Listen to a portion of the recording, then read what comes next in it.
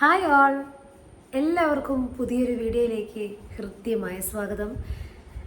ഞാൻ Rashmi Raveendran, inner alchemy coach, wealth clarity coach for women, life coach.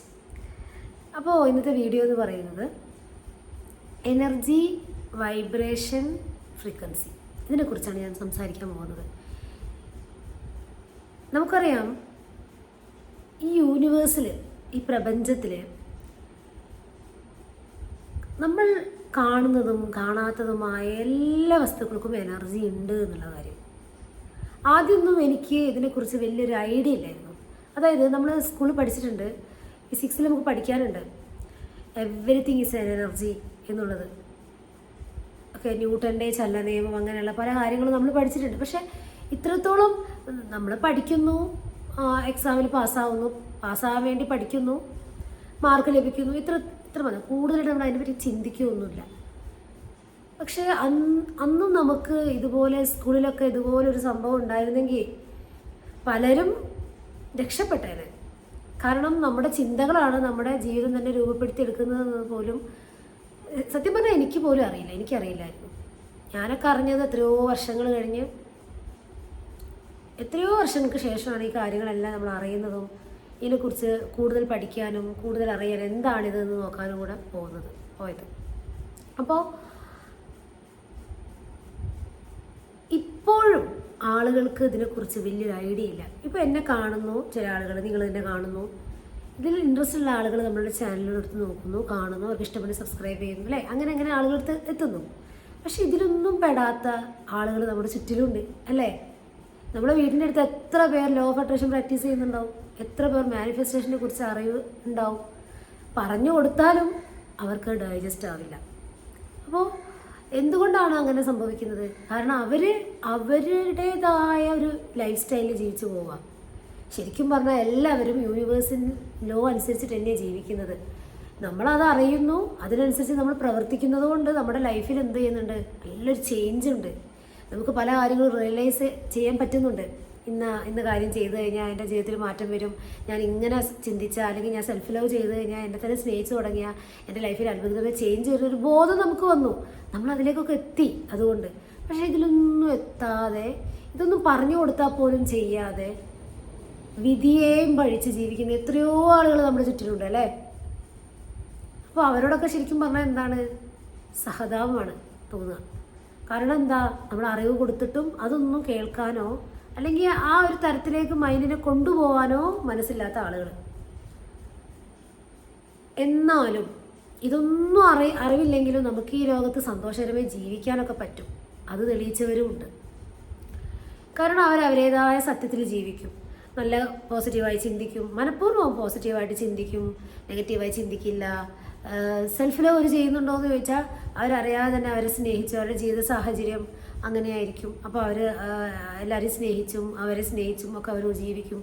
അപ്പം ഈ 12ഓളം നിയമങ്ങളിലൂടെ തന്നെ ഒരു മനുഷ്യൻ ജീവിച്ചു പോകുന്നത് അറിഞ്ഞുകൊണ്ട് അത് അപ്ലൈ ചെയ്ത് ലൈഫിൽ വലിയ ചേഞ്ച് ഉണ്ടാക്കാൻ കഴിഞ്ഞ ആളുകളുണ്ട്. അതേപോലെ ഇതൊന്നും അറിയാതെ ജീവിക്കുന്ന ആളുകളുമുണ്ട്.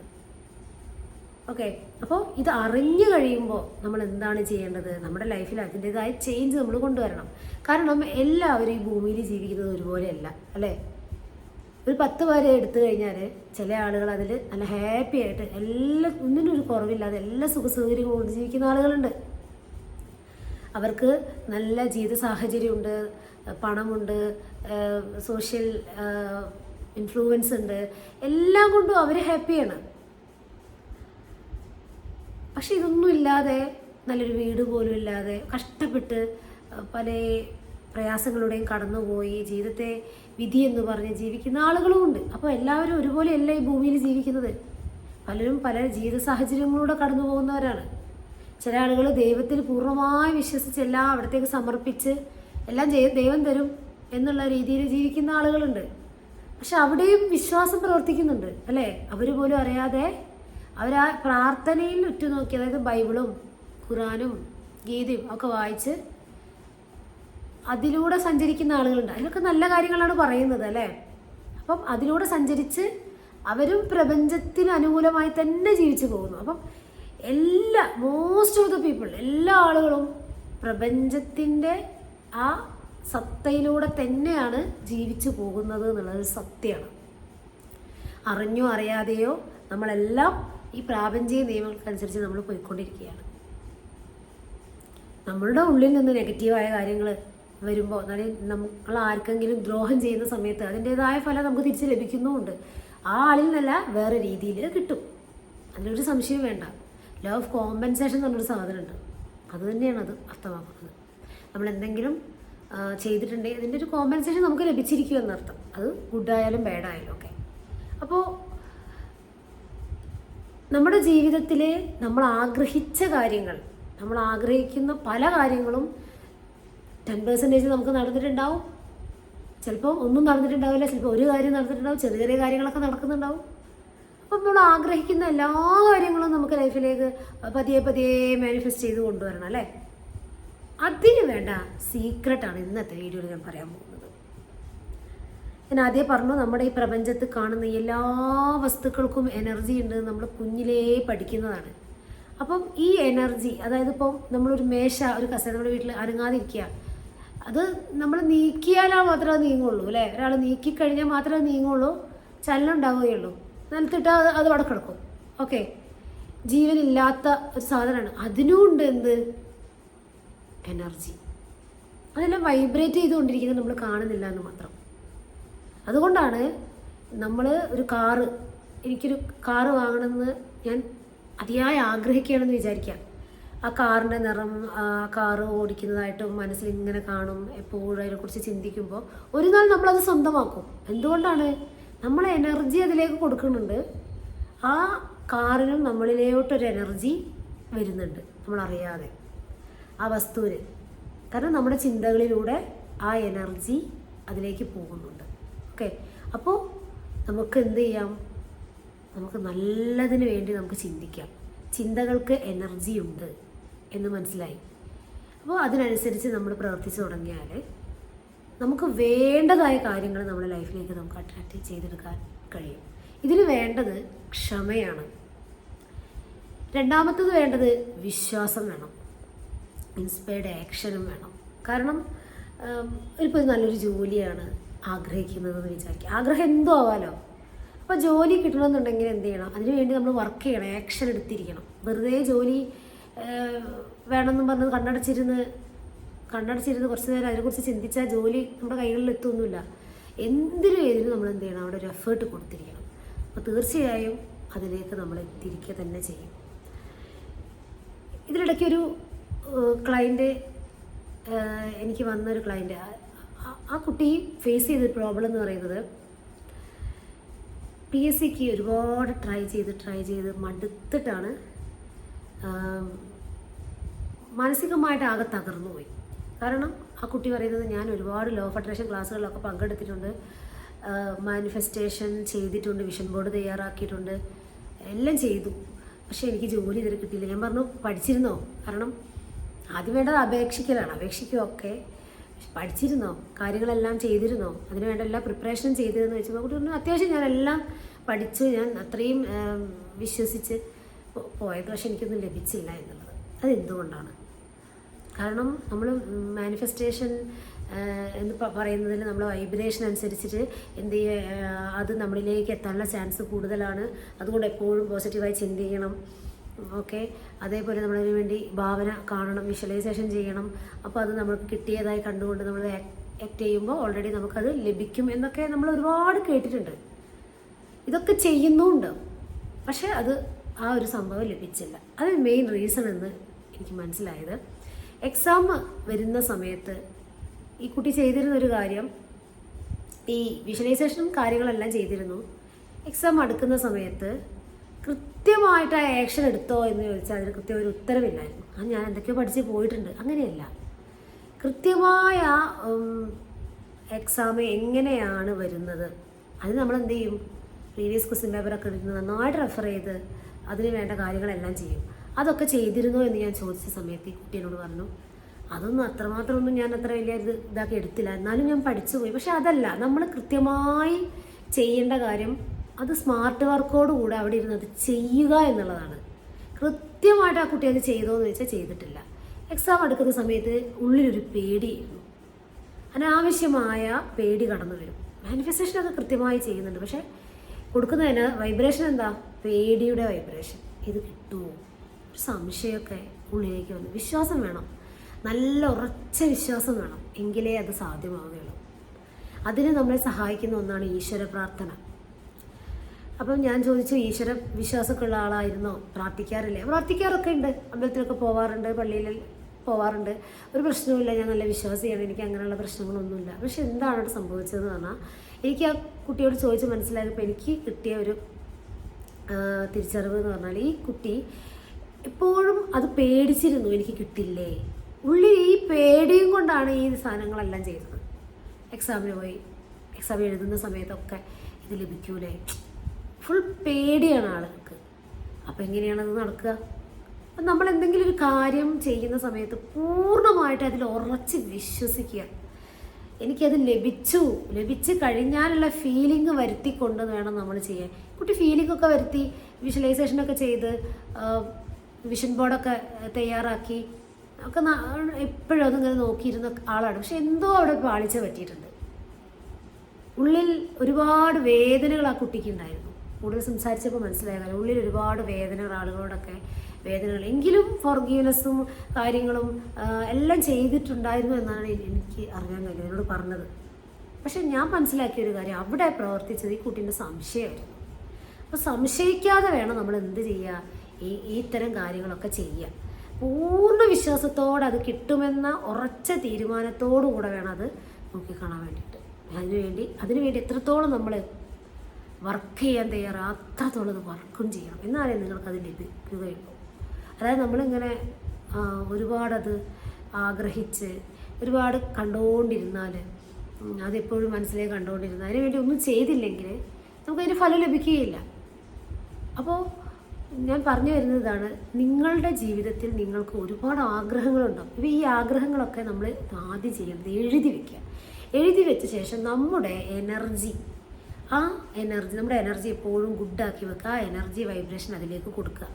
ഓക്കെ, നിങ്ങളെ വീട്ടിൽ പല പ്രശ്നങ്ങളും പ്രയാസങ്ങളും ഉണ്ടാവും. ആ പ്രശ്നങ്ങളും പ്രയാസങ്ങളിലൂടെയും മനസ്സിനെ കടത്തി വിട്ടുകൊണ്ട് ഇമോഷൻസ് ബേഡാക്കി വെച്ച് നിങ്ങൾ ഒരു കാര്യം മാനിഫെസ്റ്റ് ചെയ്താലും നടക്കുകയില്ല, ബ്ലോക്ക് വരും, തോട്ട് ബ്ലോക്ക് വരും. അതുകൊണ്ട് വീട്ടിലുള്ള പ്രശ്നങ്ങളും പ്രയാസങ്ങളൊക്കെ നോക്കണ്ട. കാരണം ഈ ലോകത്ത് വെച്ച് ഏറ്റവും ബുദ്ധിമുട്ടേറിയ ഒരു കാര്യം എന്താണെന്നറിയാം? മറ്റുള്ള ആളുകളുടെ സ്വഭാവം നന്നാക്കാൻ നടക്കുക പറ്റില്ല. നമ്മൾ എത്ര നോക്കിയാലും ആ ആളുകളുടെ ക്യാരക്ടർ അങ്ങനെ തന്നെയായിരിക്കും. നമുക്ക് ഒരിക്കലും അത് ചേഞ്ച് ചെയ്യാൻ പറ്റില്ല. പക്ഷെ നമ്മൾ മാറാൻ തുടങ്ങിയാൽ, നമ്മുടെ ഉള്ളിൽ സ്നേഹം, അതെന്ത് ചെയ്താലും സ്നേഹം എന്ന് പറയുന്ന ഒരു സംഭവം കൊടുക്കാൻ കഴിഞ്ഞാൽ ആ ആൾക്ക് മാറ്റം വരും. പിന്നെ എന്തെങ്കിലും ഡിസോർഡർ ഒക്കെ ഉള്ള ഒരു വ്യക്തിയാണ് നിങ്ങളുടെ വീട്ടിൽ, നാർസിസ്റ്റ് പേഴ്സണാലിറ്റി അങ്ങനെയുള്ള ഡിസോർഡർ ഒക്കെ ഉള്ള ആളുകളാണെന്നുണ്ടെങ്കിൽ അവരെ ചേഞ്ച് ചെയ്യാൻ നമുക്ക് വലിയ മെനക്കെടാണ്. കാരണം എന്തുകൊണ്ടാണ്? അവർക്ക് മറ്റുള്ള ആളുകളുടെ ഇമോഷനെ തിരിച്ചറിയാനുള്ള അവർ ബ്രെയിനിലില്ല. ഓക്കെ, അപ്പോൾ അത്തരം ആളുകളിൽ നിന്ന് ഡിറ്റാച്ച്ഡായിട്ട് തന്നെ നിൽക്കുക, ആ വേദന ഉള്ളിലേക്ക് എടുക്കാതിരിക്കുക, അത് മനസ്സിലാക്കുക ഇത് രോഗാവസ്ഥയാണ് എന്നുള്ളത്. ഓക്കെ, നോർമൽ ആളുകളാണ് കൂടെയെങ്കിൽ നമുക്ക് ഓപ്പൺ ഹീലിംഗ് മെത്തഡോളജി ഒക്കെ ഉപയോഗിച്ചുകൊണ്ട്, അതായത് I am sorry, please forgive me, I thank you and I love you, ഈ 4 വാക്ക് ഉപയോഗിച്ചുകൊണ്ട് ഹീൽ നമുക്ക് ചെയ്യാൻ സാധിക്കും. ആ വ്യക്തിക്ക് അപ്പോൾ മാറ്റം വരുന്നത് നമുക്ക് ഫീൽ ചെയ്യാൻ തുടങ്ങും. ഒരു കൈ നമ്മൾ അടിക്കുമ്പോൾ ശബ്ദം ഉണ്ടാകുന്നില്ല അല്ലേ, 2 കൈ അടിക്കുമ്പോൾ മാത്രമേ ശബ്ദം വരൂ. അപ്പോൾ അതങ്ങനെ നമുക്ക് ക്ലിയർ ആക്കി കൊണ്ടുവരാൻ സാധിക്കും. എപ്പോഴും ശ്രദ്ധിക്കേണ്ട കാര്യം, നിങ്ങളുടെ എനർജി ലെവൽ ഹൈ ആക്കുക. ആ എനർജി ലെവൽ ഹൈ ആക്കുമ്പോൾ നിങ്ങളുടെ വൈബ്രേഷൻ ലെവൽ ഹൈ ആവാൻ തുടങ്ങും. ഹൈ വൈബ്രേഷനും ഉണ്ട്, ലോ വൈബ്രേഷനും ഉണ്ട്. ഹൈ വൈബ്രേഷനിൽ സംഭവിക്കുന്നത് എന്താണെന്ന് പറഞ്ഞാൽ ജോയ്, ഗ്രാറ്റിറ്റ്യൂഡ്, ഹാപ്പിനെസ് ഒക്കെയാണ് ഉണ്ടാകുന്നത് ഹൈ വൈബ്രേഷൻ വരുമ്പോൾ. ലോ വൈബ്രേഷനിൽ നമുക്കറിയാം ഷെയിം, ഗിൽറ്റ്, ഇങ്ങനത്തെ ഫീലിങ്സാണ് ഉണ്ടാവുക. അപ്പോൾ അതെന്താണ് ഇപ്പോൾ നിങ്ങൾ ഹോൾഡ് ചെയ്യുന്നതെന്നുള്ള മനസ്സിലേക്ക് കൊണ്ടുവരിക. ഹൈ വൈബ്രേഷനിലുള്ളൊരു വ്യക്തിയെ സംബന്ധിച്ച് ആ വ്യക്തിക്ക് എപ്പോഴും ഉള്ളിൽ എന്താണ്, സ്നേഹമായിരിക്കും ഉണ്ടാവുക, ഒരു സന്തോഷമായിരിക്കും ഉണ്ടാവുക, മറ്റുള്ളവരോട് സ്നേഹവും സന്തോഷവും എല്ലാം ഉണ്ടാവും. ലോ വൈബ്രേഷൻ ആകുമ്പോൾ ഷെയിം, ഗിൽറ്റ് ഇങ്ങനെയുള്ള ഫീലിങ്സാണ് ഉണ്ടാവുക. അതെന്താണെന്ന് ചെക്ക് ചെയ്യുക. ഹൈ വൈബ്രേഷനിലേക്ക് നമ്മുടെ മനസ്സിനെ കൊണ്ടുപോവുക. നമുക്ക് വേണ്ട കാര്യങ്ങൾ എഴുതി വെക്കുക. ആദ്യം ചെയ്യേണ്ടത് അതാണ്. എന്താണോ വേണ്ടത് അത് എഴുതി വെക്കുക. ശേഷം അതിലേക്ക് നമ്മുടെ എനർജിയെ കൊടുക്കുക, നല്ല ചിന്തകൾ ഇട്ട് കൊടുക്കുക. രാവിലെ എഴുന്നേറ്റ ഉടനെ തന്നെ ആളുകൾക്ക് സ്വഭാവമുണ്ട്, വേഗം മൊബൈൽ എടുത്ത് നോക്കുക, എന്നിട്ട് നമ്മുടെ സമയം നമ്മൾ തന്നെ ഇല്ലാതാക്കുക. അപ്പോൾ ഈ ലോകത്ത് നമുക്ക് ഏറ്റവും കൂടുതൽ ദൈവം തന്ന ബ്ലെസ്സിങ്ങാണ് സമയം എന്ന് പറയുന്നത്. സമയം മാക്സിമം യൂട്ടിലൈസ് ചെയ്യുക. എഴുന്നേറ്റ് ഉടനെ ചെയ്യേണ്ടത് കാല് രണ്ടും ബെഡിൽ നിന്ന് താഴെ ഇറക്കി എനിക്ക് ഭൂമിയിൽ ഇങ്ങനെ ജീവിക്കാൻ അവസരം തന്നതിന് ആദ്യം സൃഷ്ടാവിനോട് നന്ദി പറയണം. താങ്ക് ഗോഡ്, എനിക്ക് ഈ ഒരു ജീവിതം തന്നതിന്. നിങ്ങളുടെ ലൈഫിൽ എന്തെല്ലാം ഒരുപാട് പ്രോബ്ലങ്ങൾ ഉണ്ടായിക്കോട്ടെ, പല പ്രശ്നങ്ങളുണ്ടായിട്ട് നിങ്ങൾ അതിലേക്ക് ഫോക്കസ് കൊടുക്കണ്ട. മാറ്റം പ്രപഞ്ച നിയമം, ഇന്നല്ലെങ്കിൽ നാളെ അതിലൊരു മാറ്റം വരും. ആ ഒരു ആത്മവിശ്വാസത്തോടെ വേണം മുന്നോട്ട് പോകാൻ. എൻ്റെ ഭർത്താവിന്, എൻ്റെ ഭാര്യയ്ക്ക്, എൻ്റെ അച്ഛനും അമ്മയ്ക്ക്, അല്ലെങ്കിൽ എൻ്റെ അമ്മായിയമ്മയ്ക്ക്, അമ്മായിപ്പന്, ഇവർക്കൊക്കെ മാറ്റം വരും, വന്നുകൊണ്ടിരിക്കുകയാണ്. ഞാൻ ആ വഴിയിലൂടെയാണ്. കുറച്ച് ക്ഷമയും ഫോർഗീവ്നെസ് കൊടുക്കാനുള്ളൊരു മനസ്സും നമുക്കുണ്ടെങ്കിലുണ്ടല്ലോ, മാറ്റം ഈശ്വരൻ തരിക തന്നെ ചെയ്യും. പ്ലസ് പ്രാർത്ഥനയും. നമ്മൾ പ്രാർത്ഥിക്കുമ്പോൾ, ദൈവമേ, സൃഷ്ടാവായ ദൈവമേ, എൻ്റെ ഉള്ളിലുള്ള എല്ലാ കറകളും നീക്കി എന്നെ ഒരു പ്യുവറായ വ്യക്തിയാക്കി ഓരോ ദിവസവും മാറ്റണമേ എന്നായിരിക്കണം പ്രാർത്ഥനയിൽ നിങ്ങൾ ചോദിക്കേണ്ടത്. അല്ലാതെ എനിക്കത് തരണമേ, എൻ്റെ ജീവിതം എന്താവണേ, എൻ്റെ ലൈഫിൽ ഇങ്ങനെ മാറ്റം വരണം, ഒരിക്കലുമല്ല. നമ്മുടെ റിലേഷൻഷിപ്പിലൊക്കെ പല ഇഷ്യൂവും കാര്യങ്ങളും ഉണ്ടെങ്കിൽ ഒരു സ്പേസ് കൊടുത്ത് അവിടെ പങ്കാളിയുമായിട്ട് എന്താണ് ആ പ്രശ്നം എന്നുള്ളത് നമ്മൾ ചോദിച്ചറിയണം.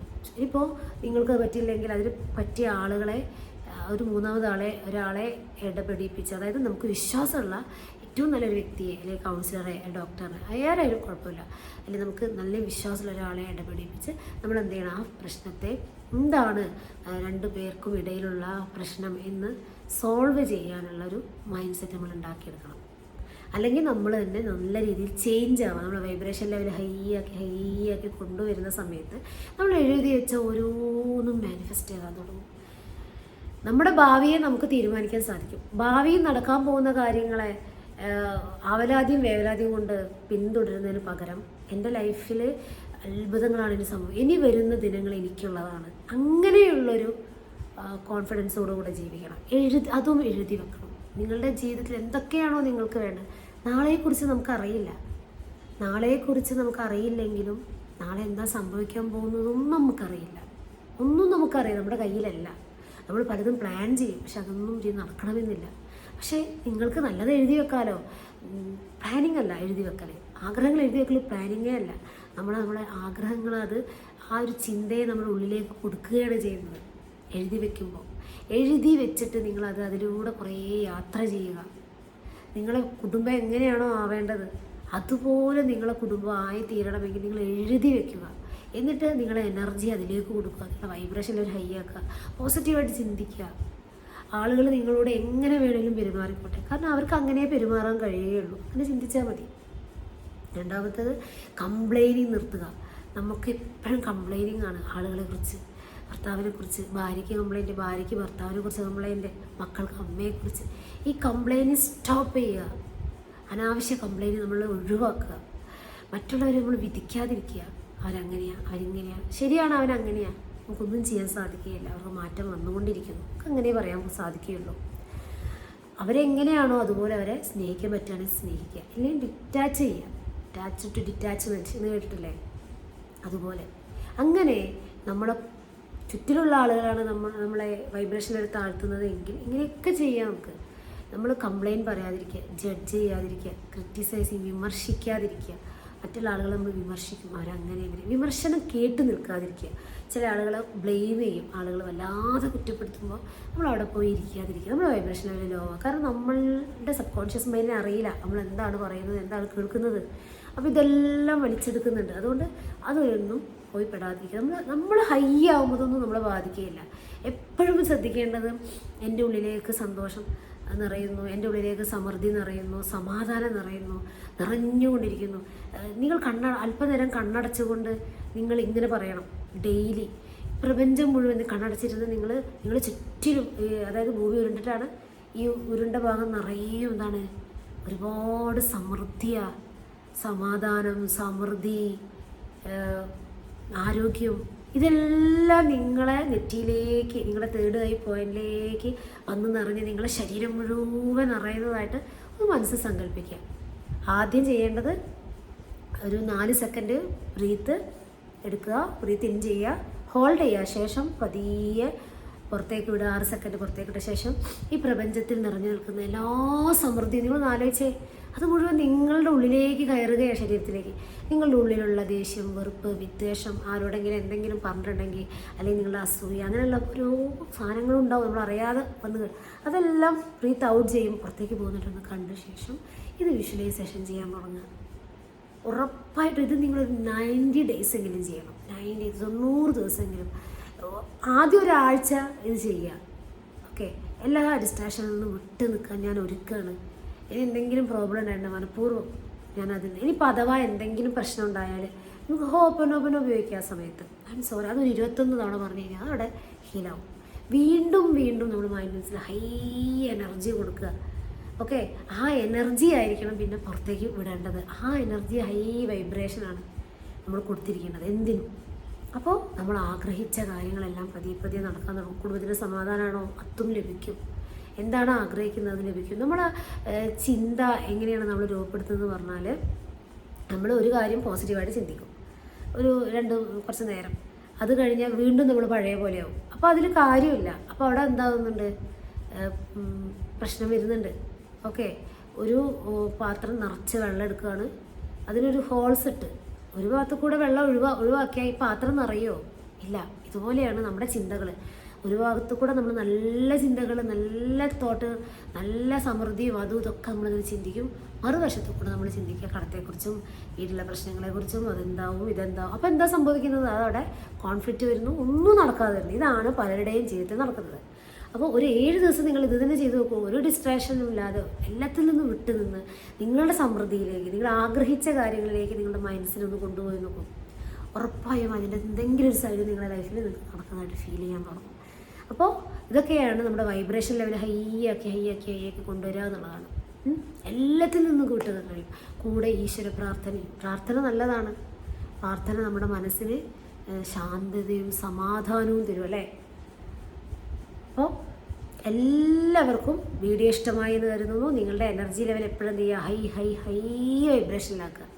ഹൈ വൈബ്രേഷനിലാക്കുമ്പോൾ നമ്മുടെ ഉള്ളിൽ നിന്ന് അറിയാതെ ലവ്, അതേപോലെ ജോയ്, ഹാപ്പിനെസ് ഇതെല്ലാം പുറത്തേക്ക് വരും. ഓക്കെ, അപ്പോൾ വീഡിയോ എല്ലാവർക്കും ഇഷ്ടമായെന്ന് വിശ്വസിക്കുന്നു. അടുത്തൊരു വീഡിയോയുമായി വീണ്ടും വരുന്നതുവരെ ബൈ.